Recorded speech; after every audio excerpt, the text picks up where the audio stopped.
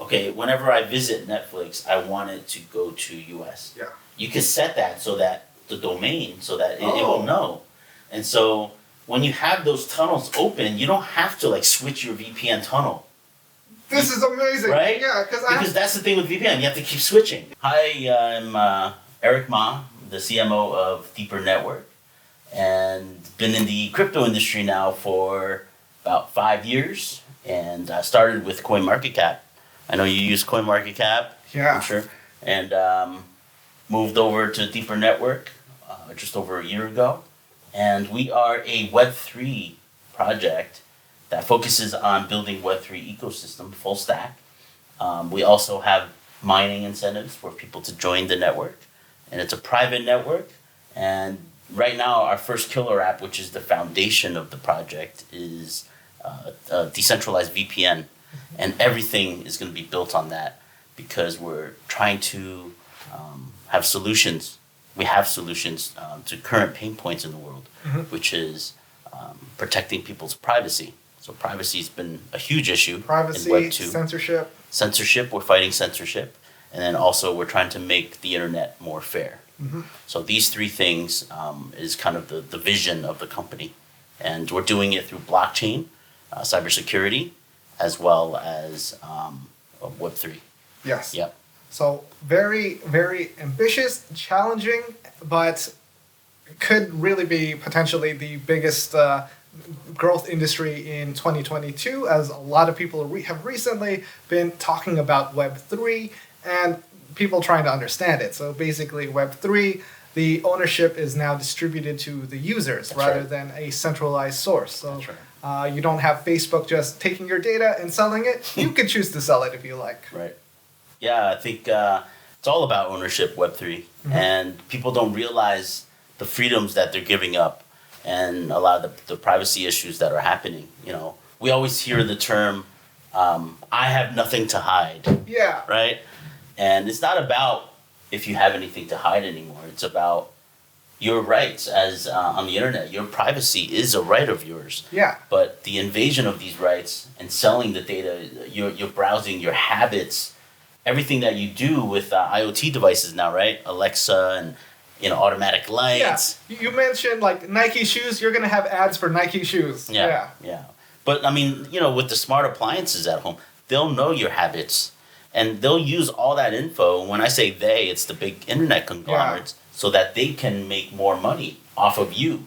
You are the product. Right. So if you're using some sort of an app or software that's free, typically it's because you are the product. Yes. Yeah. Yes. Yeah. So the monetization is only on the company side, That's right. where the users kind of get the shaft. shaft of that, Being a YouTuber, Dan, YouTube makes most of their money off of you and us who are watching, and they get half of the revenue for being the provider of the service. Yep. Kind of like Uber, they take 20% of the driver's cut, and all they are the platform. So just having a better incentive is a lot better for the users of that platform and the content creators. Right. And then recycle that data. So when you are on YouTube, the advertisement that comes on your shows, people are paying for those advertisements, number one. And us viewers are getting targeted to watch certain advertisements like a farm animal. Yeah. We're sitting there watching these ads. I mean, speaking of that, I get so many eToro ads, and it pisses me off. Right. Because for good reason. Yeah, just because you're very poor value, and even though I say that this ad is repetitive, please stop showing me this ad, it's going to keep showing me this ad. Right. They probably like double down when you hit that button. Yeah, I'm sure they pay YouTube a lot to no, just we'll keep paying you, keep showing this guy this ad. Yeah. So our product, we're one of the few products in the blockchain industry with hardware. We actually have working products. As you know, in blockchain, it's getting a little bit better now. But I think when I started in blockchain over 5 years ago, it was just all about white paper. Right. And it was about a story. It was concepts, it was marketing. And to have working products was unheard of at that time. Now we're starting to see it a little bit, but we have a mature working products. We have 4 generations of them. It's the Deeper Connector family. We started with the Lite. We were selling those on Amazon and Best Buy. And because of shipping requirements and stuff, we moved it over to crowdfunding. So we had the Mini, the Nano, and the Pico, which you'll have examples or samples of those to use. And with these devices, they have cybersecurity on them to protect your privacy. It also has parental control. It has ad block on there as well. So it not only blocks YouTube ads, but it blocks all ads on every website as well. So those, that's free. It comes with it's all part of the hardware.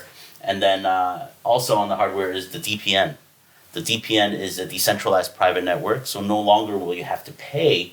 There's no subscription on it. So it's free. You plug it in and you can use it. Yeah, so that's why I am very interested in this project, because there's so much you can do based on just the hardware and then the platform surrounding that and the ecosystem being built. I'm very impressed. Yeah, it's really exciting product. That's just the first killer app. I mean, what we plan to grow now that we have over 50,000 nodes around the world in over 150 countries, not nearly what we want. We're looking by the end of 2024 to hit 1 million nodes around the world. As far as creating the product, are there any kind of hiccups in that in the supply chain to get that product out to more people? Is it marketing? Is it the creation process? Right. I think there's been a lot of hiccups with COVID. Yeah. One of the major things right now is the supply chain in terms of getting the raw materials. It's always been an issue. When there's chips involved in the world right now, there's shortages of chips. And on top of that is the logistics. So shipping has been really affected by COVID. But these are all things that we've worked through. People have devices at home, and we have thousands of devices around the world in over 150 countries. So right now, if you want to connect using our DPN to whatever country, it's most likely available for you. So peer-to-peer. So right now, people can buy this online, or they have to go through a Kickstarter or Indiegogo? Or Our newest product, the Pico, I should have brought it. It is the photo here. Yeah, right here. That Pico is on Kickstarter. That is our newest product. It's the most. It's the smallest, most portable device, and it's meant to be used in hotels when you're traveling for work, or it's meant to be used in cafes, airports, public libraries, where there's public Wi-Fi. And it comes with a transceiver antenna. And what a transceiver is it actually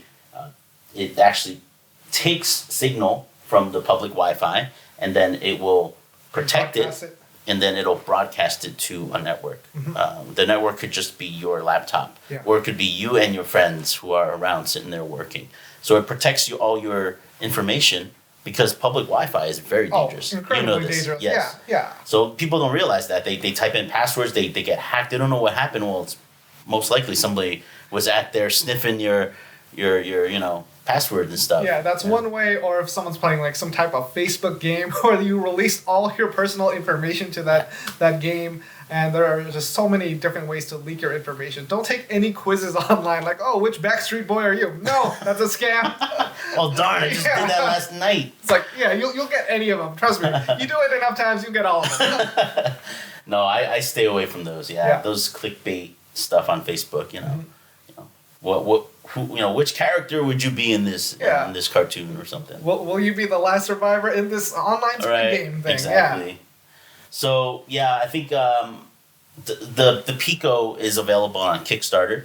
We have our shop as well, which is shop.depper.network, and there you can purchase our Mini, as well as some of our other devices. Like right now, we are the only blockchain project that has been approved by Helium.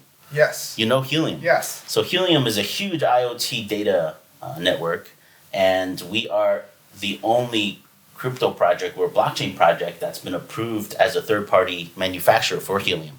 So now we are manufacturing the Depper Network HNT miner, which once manufactured, that one has been a challenge because of the LoRaWAN chipset shortage around the world because of the helium mining. Yeah. So nobody could get those chips. Yeah, everyone wants to start up their own helium miner. People are getting scammed trying to buy these fake miners online. Yeah. And this would be one of the best resources once available. Yep, it'll be available hopefully in Q1 of 2022. Oh, nice. And all you have to do is plug it in to the Deeper Mini, Connect Mini, and then you're mining not only DPR tokens but also HNT tokens. Oh, that's exciting. Yeah, it's really awesome. And it's two separate networks in the sense that the miner is able to connect to a hotspot in the Helium network. You have to use their system. They have an app, right? And you do that independently. But the device itself is purchased through Deeper Network. It is our own miner. Comes with a 3 dBi indoor antenna, and by plugging it in, we actually add more security to their network. So no longer, for instance, can their network or their miner be censored in terms of geo-censorship or any sort of spoofing, those kind of things. Right. Instead of being like a direct competitor, it's more of a supplementary service. Yeah. Our infrastructure allows for other tech to be built on top of it. So that's what I love about Deeper Network as well, is the ability for it to expand. Not to bash any other projects, but a lot of projects, their technology is just purely solely for one thing. Right. It just mines, for instance. Right. And if that project is no longer, then it has no other use. Then you have a useless miner. Right. So, but for ours, we're not a mining company. By the way, we mine by plugging in your internet to it, and it's plug and play. And basically, by connecting the Deeper Connect Mini or the Pico to the network, you become part of the network. And so the incentive is to share your unused bandwidth with the rest of the network so that people can use your node, because you're not only a client, but you're also your own server. There's no centralized servers on this network. Okay, so I want to get a better understanding of how these miners or these DPN routers work. Let's say I want to have 5 running in my home. Is that possible? It's possible. We run on a consensus algorithm called proof of credit. So similar to our credit score in the US, about 800. Your credit score will increase as your node becomes more and more reliable. So we have heartbeat checks that make sure that your device is online and sharing. And basically, you can build up your credit score. As soon as you build up your credit score to 100 points, then you start accruing DPR for bandwidth that you're sharing. I see. Yeah. So if I have like just one internet source and it's split among 5 different devices, would I be making 5 times more, or just diluting myself and one would just be? That's a great question. Because we have early incentives for people to join the network, we have staking to mine as well. So you can stake DPR tokens currently to increase your credit score without having to earn them. So it's kind of based on a proof of stake currently, if you stake. And if you stake, you can up your credit score up to 800 and start mining right away. And you're mining hundreds of DPR tokens a day. And so by doing that, if you stake, you can have, say, 5 devices, like you mentioned, plugged into one IP, and you're really mining through staking. The only drawback of that is if you only have one IP, Dan, only one of them will be earning organic credit score. Okay, let's say I have 5 routers. Still one IP. Oh, okay. Yeah, because 5 routers all on different different IPs. Yeah. Well, that's interesting. It might work. Yeah, I think it might work. I think that's called a mesh network. Well, because when I set up my my home router, it's like automatically going through my other existing VPN, so I have a different IP address. Okay. I'm not really sure. I'm not an IP guy or IT guy, so I'm not really sure if that will work exactly. I'm gonna try it. You can try it. Try it. Yeah. You're gonna have 3 devices. Yeah. So, but for people who want to currently get on the chain to start mining to increase their credit score by sharing, they have to currently stake 1,000 DPR to get on the chain. All the DPR that you stake is still yours. It's just there for 9 months, and then you can. Oh, there's an automatic 9-month lockup period. Yes. If you get into it. Okay, Yes. got it. And so a lot of people get confused. They think that's, part of their money that they lose. It's still their Right. DPR. Right. It's just a longer lockup time. Right. So that's the staking kind of program. Right. Yeah. So, if someone removes their stake, is it all at once, 100% at the end of the 9 months, or is it like prorated or something? No, it's all at once at Okay. the end. You could either continue to stake, or you can remove the whole entire stake. So let's say I stake 10,000, but I want to get up to 100,000. As I add more, does that mean reset each timer? The timer does not reset. I see. It's still 9 months. So Or each batch? say 4 months down the road, you increase your credit score from 400 to 800. Then you have 5 months at 800 credit score. I see. Yep. Got it. Oh, got it. Okay. But these staking incentives are we're still in our early phases of the project, in the sense that we're building the network. At 55,000, it's actually been quite an accomplishment, we feel. Having been, selling over 50,000 devices has Yeah. not been easy. Yeah, having that many devices in people's hands Yes. is a lot more valuable than like 10 times as many wallets. Right, exactly. Yeah. Because wallets, they come and go, and Yeah. these devices people are actually using. Yeah, active participants. Yep. So we're very proud of that. But the staking incentives and our mining programs will continue to evolve as well as the network continues to grow. Right now, people need to stake 1,000 DPR to get on the chain. But eventually, when they buy our device, they'll plug it in. They'll be able to earn credit score without having to stake anything. But right now, we need to make sure that people who are staking get on the chain first. Got it. Yeah. All right.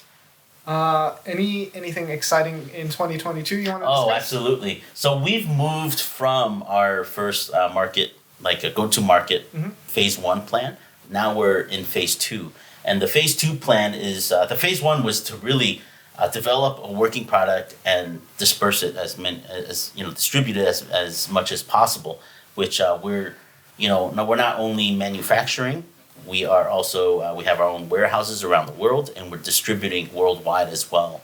So we're quite mature there now. We are focusing on cultivating the Web3 ecosystem. So the first killer app that we talked about is the DPN. And that is the foundation of everything, because without censorship, now we have the freedom to do a lot of things. So we have already launched the beginnings of our decentralized advertising ecosystem. D-ads. We call it D-ads. And I think briefly talked to you about that last time. It's basically YouTube ads that are blocked, and people on the network can upload their own advertisements into the network. And they can replace that segment that would have been a YouTube ad. That's right. Is that when would that be available? It's going to be in 2022. All right. Yeah, so early first quarter or second quarter. We're All still right. working. Yeah. Look for eToro ads by me, and they're going to be very bad. It's going to be a very negative eToro ad. But I mean, yeah, Dan, if he decides to use that, he can upload something to push a project that you're working on, and people on the network can see it, and you're doing it at a fraction of the cost of YouTube. It's peer-to-peer, so there is no third party. So whatever it costs you to put the ads up, the people who are participating in viewing those ads, interacting with those ads, can also earn DPR. Oh. So there's an incentive for people now to watch ads. watch See, ads. this is Web3. Because right now, when you watch a YouTube ad and you're sitting there for 15 seconds watching that ad, you get nothing from it. Yeah, it's YouTube and 50% of the creator. That's right. So that's the beauty of the decentralized advertising. That is a sharing economy. People who are posting ads share the rewards with the viewers of those ads. So. And I believe there's also going to be some content creation platform within Depper Network. Is that happening in 2022? Yes. So this pertains directly to you, being that you're a YouTuber. We are also coming out. We have the demo ready for the DTube. And right now the name is temporarily called DTube. It might be called something else later, but essentially it's a decentralized YouTube. And content creators can upload their videos, and they can interact directly with the fans. So if the fans want to tip you, Dan, you earn 100% of the rewards, not 50%. It's like 70. Yeah. Yeah. It's still not great. Oh, it's 70. Okay. So, Yeah, so YouTube takes what, 30%? 30% just Okay. for That's hanging a out, lot. just for being there. That's really a lot, yeah. So I think Web3 being you own your entire platform. Right. Your show is all you. So whatever tips, rewards come in, you earn the benefits. You reap the benefits. That makes of that. more sense. Web3. Yep. So DTube will be out sometime next year as well. So we talked about Yes. D-Ads, DTube, and these are some of the other ones. DGate, which is the DApp store. Right. We have a decentralized naming services. Mhm. Decentralized content distribution network. DCDN, file sharing and storage services, so kind of cloud sharing, but decentralized. So kind of like Filecoin. Right. And then DeFi and NFT marketplaces. Okay. Yeah. So we'll talk about those. Okay. All right. So we're also coming out in the future. There's no date set on these because we're still working on D-Ads as well as DTube, but decentralized DGate, which is what we're trying to do is to bring people from Web 2 into Web 3. So currently Web 2 is what they did beautifully, and when I say they, it's Google and Apple. They had their web store or the app store for Apple, and then the Google Play. I think it was called something else in the beginning. Remember? Android something. Android store or something. Yeah. But what they did was with that they brought people from Web 1 into Web 2. People were able to participate in the internet, become content creators of the internet, right? Creators, yes. Creators on the internet. So that happened pretty quickly, and actually the time period of Web 2 is only been 30 years maybe? How long we've been in Web 2? 20? Probably less than Probably 20. less. Yeah. Okay. So it's not been very long. Yeah, because I remember the beginning of 2000, I was still on AOL. I remember Y2K was like a big thing. Oh, yeah. Y2K, what's going to happen? Yeah, Nothing. So we're trying to do the same thing to bring people from Web 2.0 to Web 3.0. This is where DGate comes in. The DGate is essentially our decentralized DApp store. Yeah, so as far as creating content for that DApp store, like how are developers finding out about this, building within it? Yep. We will have a platform allowing third-party creators of these dApps to create their own dApps, and they can basically create their own company and upload their dApps onto our DApp store, and users can review whatever they want to download, and it'll cost money for the web creators to, whether it's staking or whatever, that stuff is yet to be designed, but the users can spend DPR to download those dApps. And the creators of these dApps will earn 100% of the profits of that. So that's how that sharing economy will work there. And all of these dApps are obviously, they're called a dApp because it's a decentralized app. That is their gateway into Web 3.0. So all these dApps will be decentralized, not controlled by any third party. Right, got it. So as far as the development, is a lot of this happening within the Depper Network side, the developers are there, or is this more of like a lot of independent developers, like I want to be a part of this, I'm going to develop here? Thank you for mentioning that. We just launched our Depper Network developer community, and we are starting with bug bounties and data testnet testers, and beta testers of our things. Where can people find that, like if they're interested? We are just pushing it out. I would probably follow, the best place is to follow our Twitter. Okay. Yeah, I think we're starting kind of slow with that because we want to basically screen which developers are actually on, and we're built on Substrate, so it's kind of a Polkadot ecosystem. So we're kind of following the same footsteps as Polkadot in terms of how the developer community is growing there. Okay. And people will get rewarded for different things that they do. And if they become coders on the Depper chain, which is our own native chain, then they can, they can start doing more actual development on the chain, and as well as our proprietary Atom OS, which is the dashboard that controls the Depper Connect devices. Okay. What is Depper chain and how does that work? Depper chain is a substrate chain. So on layer 1, let's see, I guess it would be layer 1. It would be our devices. All of the nodes are on. These are called light nodes.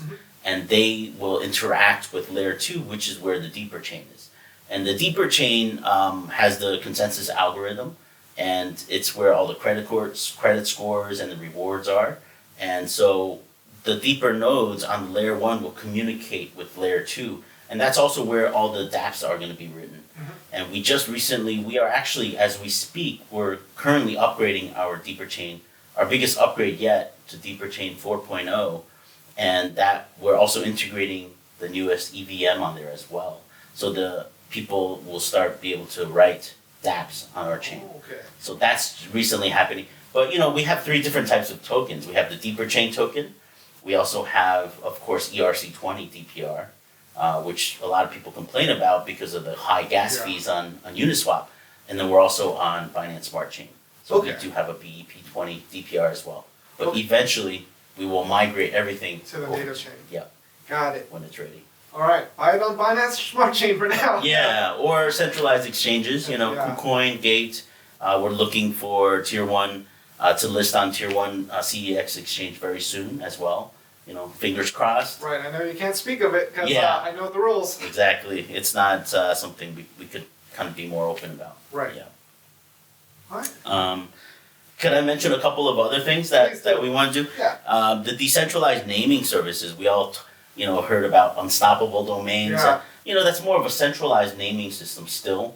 But they're purchasing things on the Ethereum chain. Yeah. Yeah, but it's still kind of centralized. And this video has been brought to us by Unstoppable Domains. There we go. They do sponsor this channel. They do?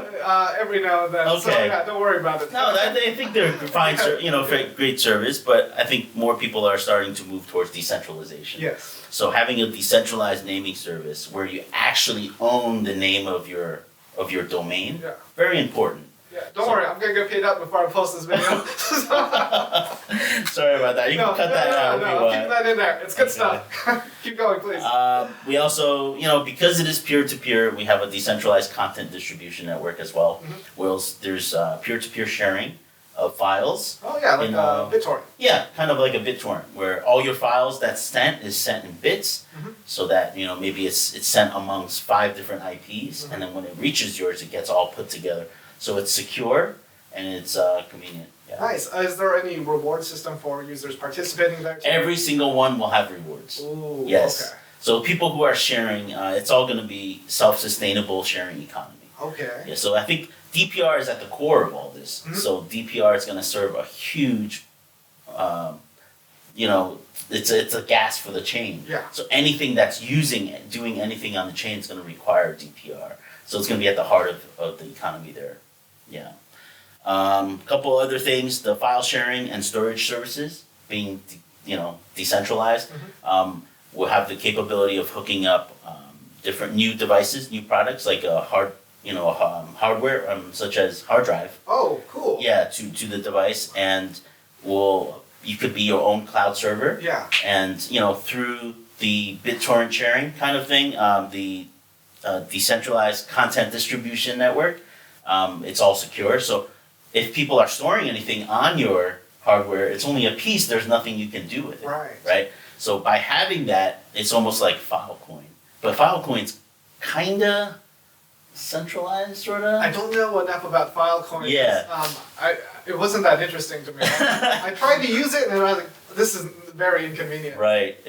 But it's going to be so convenient once you have these devices because it's all going to be part of your own network. Yeah, so that's the thing that I like the most, just creating actual hardware that makes it easier for people to transition into the Web 3.0 and cryptocurrency and blockchain ecosystem. That is our vision. We want this to be as painless as possible. Yeah. People don't even realize they're using Web3. Yeah, like if you try to set up a node for like anything within crypto, oh god, it's very confusing. There's a lot of troubleshooting. You're watching YouTube tutorials for hours. Oh god, and it's not even. It probably takes months before you actually. And it's expensive. And it's expensive. Yeah, it's a lot of upfront costs. Yeah, our Pico only costs $199, and right now there's early bird specials on Kickstarter. Oh, nice. Yeah, so you just basically plug it in. It's really easy to use. That's the future right there. Yeah. Convenience. DeFi marketplace as well as NFT marketplaces. So with a lot of these dApps, we're going to have regular people understanding, being able to use DeFi products. For people to use DeFi right now, a little bit complicated. It's pretty complicated, right? yeah. But in the future, if there's when we create dApps that are easy to use, where people can just stick their crypto and use it on maybe it's even US dollar, who knows, to earn interest and to borrow and lend, all the stuff that is available on DeFi 2.0 in the future. Is going to be available. Just a simpler version. Yep. Yeah, the biggest problem I hear are people like losing access to their wallets. Oh God. It's like, I don't know what to tell you. You're not supposed to lose that. I know. It's kind of scary, and I think a lot of people don't want to touch crypto because of that. Right. They don't know what they're doing, so they feel like they don't have anything they can actually hold in their hand and put in their safe. Mm-hmm. They lose a password, which we do sometimes. Some people more than others. And they don't want to touch crypto because they don't want to lose any bitcoins. That makes sense. I mean, at that point, that's why having a centralized service that specializes in custody would be more beneficial for those type of people. Right.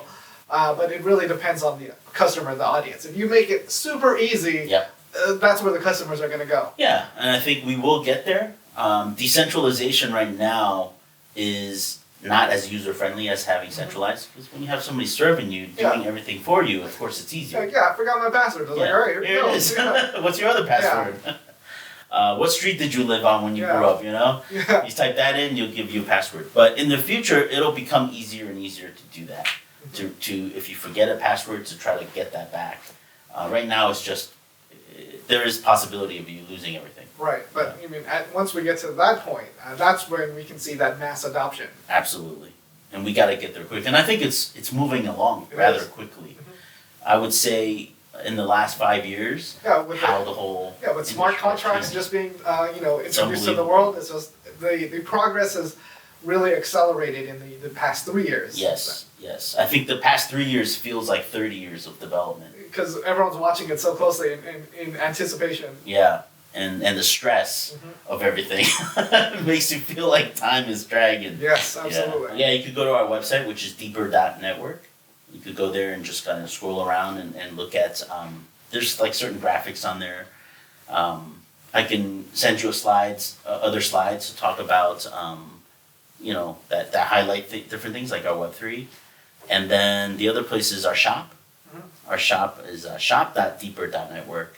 So it's a product. It's more consumer oriented, and we're starting to move that out. I gotta say the website, not that user friendly. Yes. It took me a while to really understand, and I still didn't. I went to a YouTube video, and that explained it really well. Okay. So that's I think another pain point for a lot of these Web3 projects that are more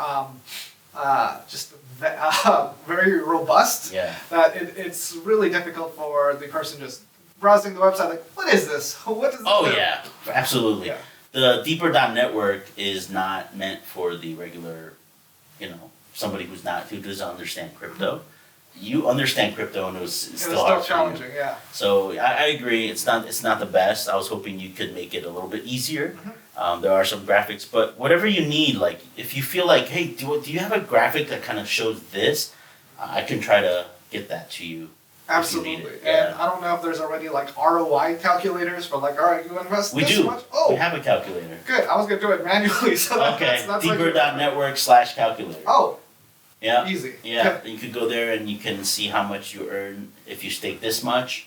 And with each device, is the earning rate different between devices? It's the same. Oh. Okay. Yeah. It's just like, but for the Pico, because it is so portable, most people use it while they're running around. Yeah. Actually, nobody really has it yet because Kickstarter, we're not going to be delivering starting the end of Kickstarter campaign, which is January 9th. So after January 9th, people are going to start receiving their shipments.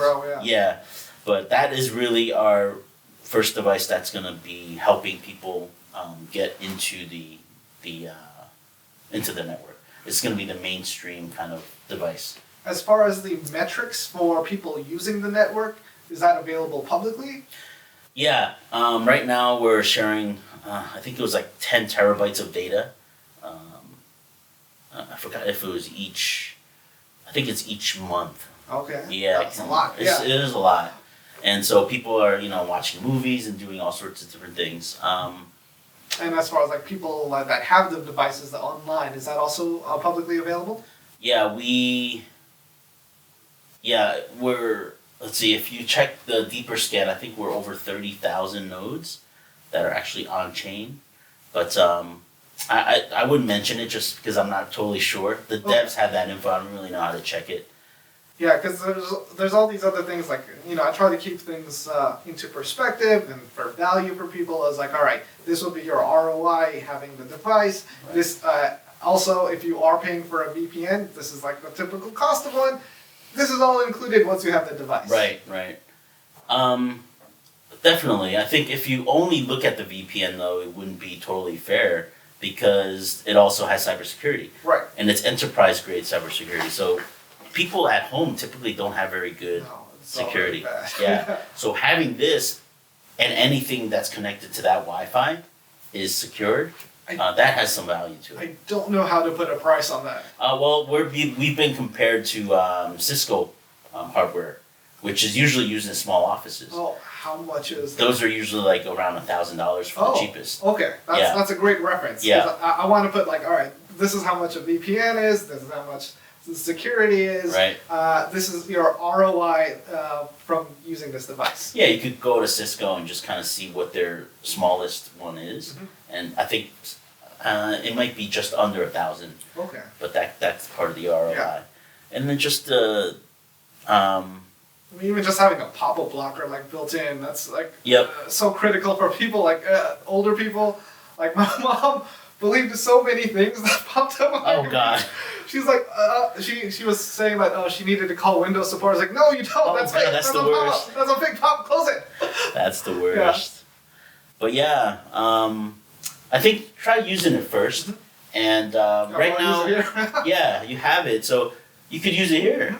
Once you plug it in, you can use the DPN right away, and you don't have to. There's no subscription, so you don't even have to be on the chain to do that. Would I be able to pick my location? Yes. Oh. It's a smart route, so you can have multiple tunnels, up to 12 tunnels, I believe, at once. So the great thing about that is, how at home, I know you don't have a big family. Right now it's just you and your wife, but... And we have 2 apartments. Oh, 2 apartments, okay. So you can have one in each one. But basically, what was I trying to say? Oh, if you plug it in, what was the question you just asked? Oh, if I can pick the location. Oh, yeah. So sometimes, you can actually set, okay, whenever I visit Netflix, I want it to go to US. Yeah. You can set that so that the domain, so that it will know. And so when you have those tunnels open, you don't have to, switch your VPN tunnel.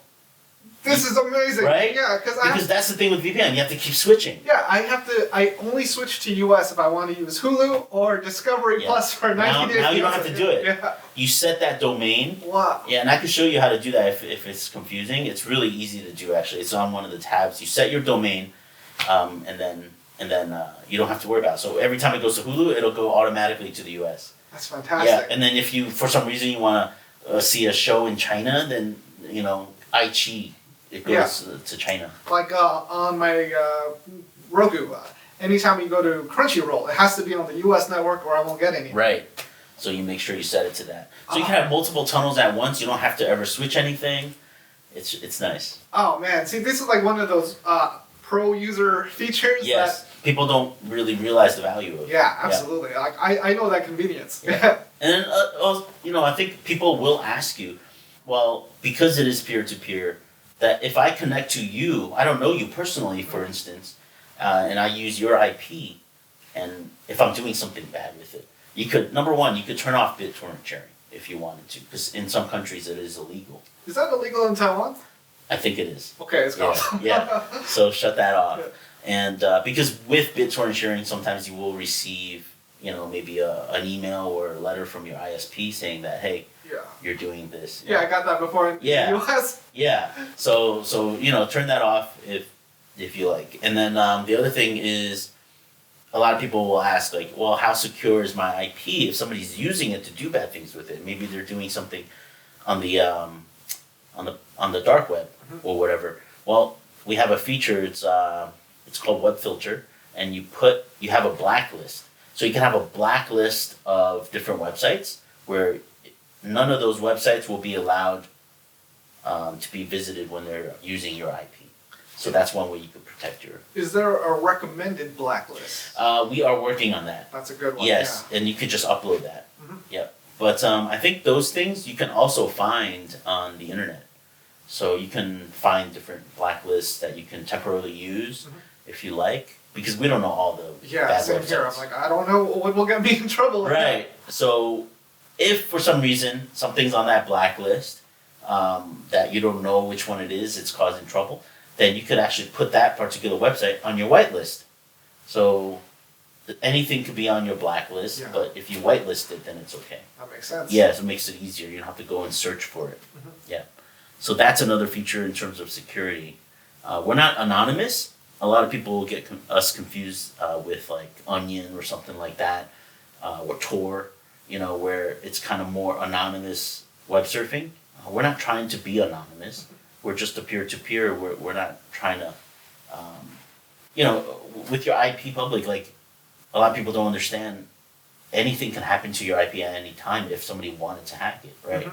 So we're not trying to protect your IP per se, but we're giving you more tools so that you could be a little bit more a little bit safer.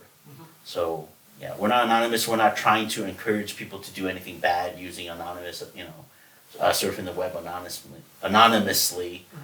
But it's more about the whole censorship issue instead. Right. Yeah. And now all these other supplementary services within that ecosystem. Yes. And it's really full stack. People will be able to come in and be like, wow, I can use all this. I can't wait, like, say, a year from now when the D-ads will be running. I think the D-ads alone, Dan, is like a project in itself. It's like having a crypto project that says, we are decentralized advertising. That is enough to sell, and And just the people that are already involved with crypto are going to use that advertising service because, like, hey, this is our audience, and we pay a lot for advertising already. Perfect, exactly. And so, unstoppable domains. Oh man, I hope I don't get you in trouble. No, that's for the other channel anyway. It's not a big deal. Okay. Yeah, so feel free to ask whatever, and there's still too much. I don't want to bore you with all of it. But overall, Deeper Network, we're just trying to create a network for the people so that they can fight protect their privacy, fight censorship, and have easier access to Web3. Absolutely. That is what we're trying to do. All right. Yeah. Let's call that for the interview. That's Thank you. Thanks, Dan. Thanks. Outro.